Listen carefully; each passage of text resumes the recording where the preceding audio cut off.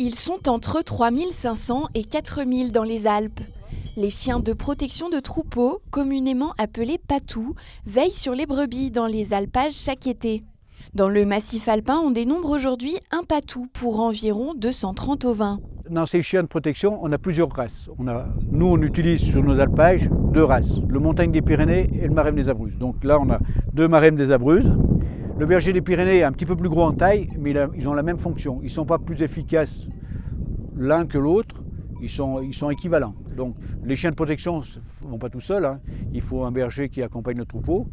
Loin de l'image idyllique de Belle et Sébastien, la présence de ce chien de berger dans les pâturages fait débat entre les différents usagers de la montagne.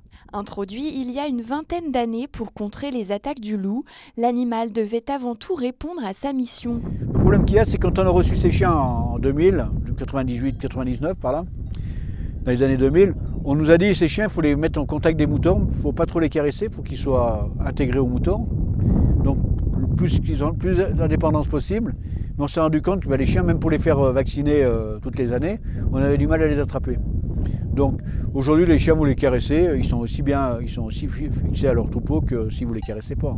Ça n'a pas été une bonne introduction au départ. Aujourd'hui, les acteurs du pastoralisme se mobilisent pour faire évoluer le rapport entre les randonneurs, vététistes ou simples promeneurs et ces imposants gardiens.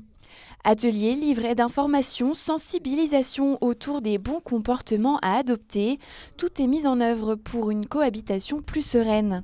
J'étais berger pendant 35 ans, dans la montagne ici, du Créron. Je suis à la retraite, je viens donner un coup de main, mais c'est super.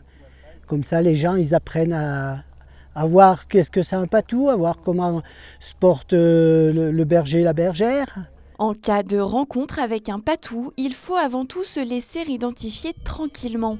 Éviter de courir et une petite astuce, bâiller.